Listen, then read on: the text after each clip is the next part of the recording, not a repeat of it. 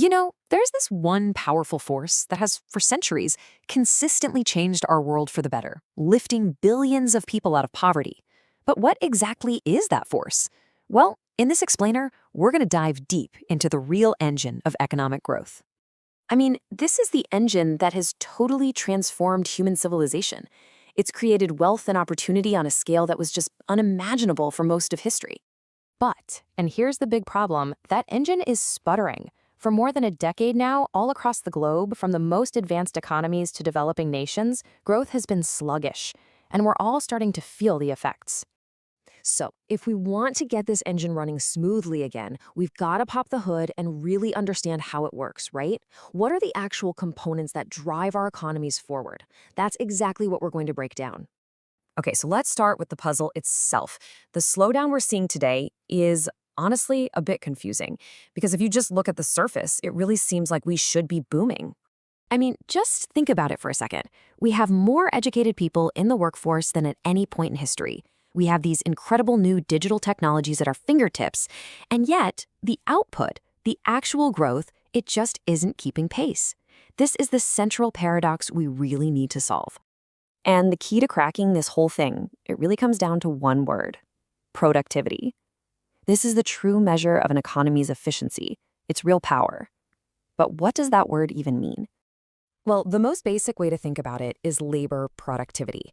It's simply how much stuff gets made for every hour of work. So imagine a worker digging a trench with just a shovel, okay? Now give that same person an excavator. Whoa! Their output just skyrockets, even though they're putting in the same number of hours. Their labor productivity has gone through the roof. But wait, that's only part of this story. There's this other, kind of more mysterious and frankly way more important measure called total factor productivity, or TFP. This is the growth that we can't explain just by adding more workers or more excavators. It's all about how efficiently we combine all of our resources together. So here's the bottom line, the crucial difference. Labor productivity is all about making our individual workers more efficient, usually with better tools. But total factor productivity, that's about making the entire system, the whole economy, smarter and more efficient. The U.S. Bureau of Labor Statistics actually calls TFP the secret sauce. And that's exactly what it is. It's the unique combination of innovation, better management, new technology, and improved skills. It's the magic ingredient that really drives long-term prosperity. All right, so if TFP is this secret sauce, then what's in it? What are the main ingredients? Well, the first one, and you could argue it's the most important, is human capital, the skills we all bring to the table. The value of education is it's undeniable. On average, for every single additional year you spend in school, your wages go up by about 10%. That's a direct reflection of being more productive. Which, of course, brings us right back to our big puzzle. If people are spending more years than ever in school, why isn't that turning into the kind of explosive growth we should be seeing? Okay, now this is where it gets really interesting, because this chart gives us the answer. It's not just about the quantity of education, it's about the quality and the relevance of our skills. See, since the 1960s, the economy needs fewer and fewer routine skills, the kind of stuff that can be automated. Instead, it's demanding more non-routine, analytical, and people skills, things like critical thinking, collaboration, solving complex problems. And the truth is, our education systems just haven't kept up with that shift.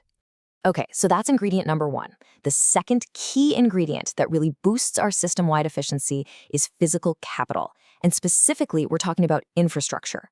Its impact is so much bigger than most of us realize because it directly fuels that total factor productivity we've been talking about. So think about building a new highway, right? The direct effect is obvious, construction jobs.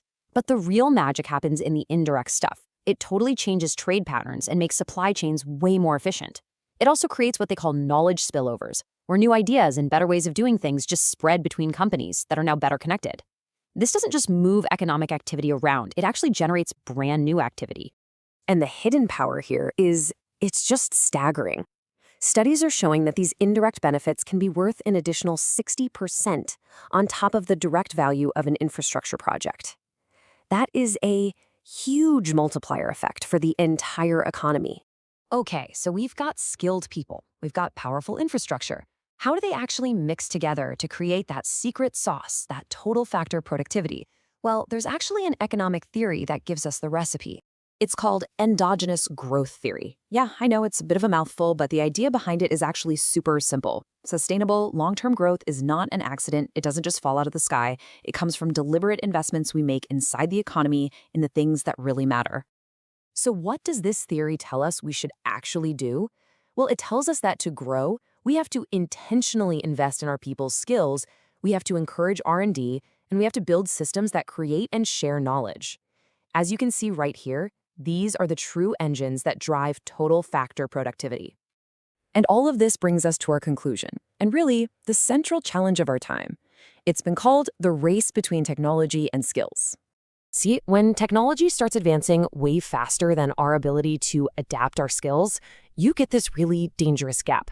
And history shows us this mismatch doesn't just slow down growth, it can cause some very real societal pain, like job losses and rising inequality.